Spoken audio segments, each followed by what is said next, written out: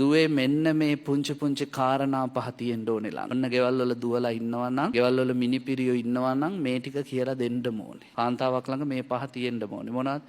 පළවෙනි එක පුබ්බුට්ඨායිනි. උදේ පාන්දර නැගිටින්න. මොකද අම්මා නැගිටලා ලිපගිනි මෙලෙව්වහම නිස්ත්‍රියා කාන්තාව ගෙටෙන්නේ. අම්මා දවල් 12 වෙනකන් නිදිනවා නම් ඒ ගෙදෙට්ට කැඳක් නැහැ. කවදා හරි අම්මලා වෙන්නේ මේ පුංචි ගෑන් ළමයිනේ කවදා හරි. ඒගොල්ලන්ට කියලා දෙන්නකෝ උදේ පාන්දර පුතේ නැගිටින්න. පච්චා නිපාතිනී හැමෝටම පස්සේ නිදා ගන්න.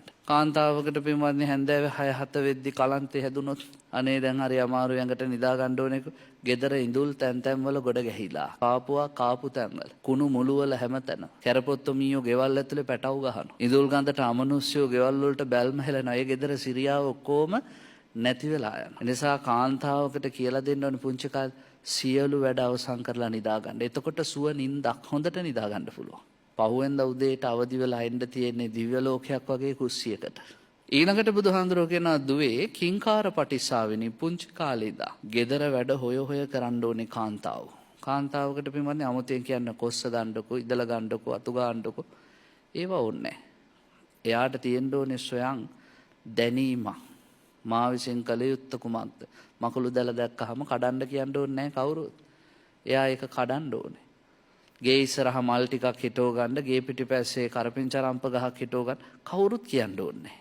ඒ නිසා කාන්තාවකට තියෙන්න ඕනේ සහජ බුද්ධිය. කළ යුත්තේ කුමක්ද කියලා හොයා කරන්න ඕනේ. මනාපචාරිණී වටිනම දෙයක්. පිරිමියා කැමැති ස්වරූපෙන් ජීවත් වෙන්න උත්සාහ කරන්න පුංචි කාලේ. ගෑනු දරුවෝ තාත්තා කියන විදිහටම හැදෙන්න ඕනේ. කවදාවත් තාත්තගේ බස ඉක්මවා යන්න හොඳ නැහැ. ඒ නිසා පොඩි කාලේ ඉඳන්ම පිරිමියාගේ බසට අවනත වීමක්, හික්මීමක්, සංවරකමක්, කීකරුකමක් කාන්තාව තුළින් තියෙන්න ඕනේ. අන්තිම එක කියනවා ඔය මොනවා තිබ්බත් වැඩක් නැහැ කට හොඳ නැත්තම් පියවාදිනී.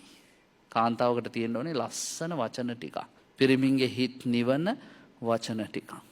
පිරිමි හැමතිස්සෙම කියන්නේ අපේ නෝනගේ ඔක්කොම හොඳයි කට තමයි නරක. ඒ නිසා ඒ කටත් පරිස්සම් කරගත්තොත් දුවේ ඒ කාන්තාවට ඉන්න පුළුවන් වටිනා විදියට. අම්මා තාත්තා කෙරෙහි අනුකම්පාවෙන් මෙන්න මේ කියන කරුණු පහ එකතු කර ගන්න ඕනේ. මෙලොව පරලොව සැප කැමැතින. උදේ පාන්දර නැගිටලා හැමෝටම පස්සේ නිදාගෙන ගෙදර වැඩ හොය කරලා පිරිමි බසට අවනත වෙලා සහ ප්‍රිය වචන කතා කරලා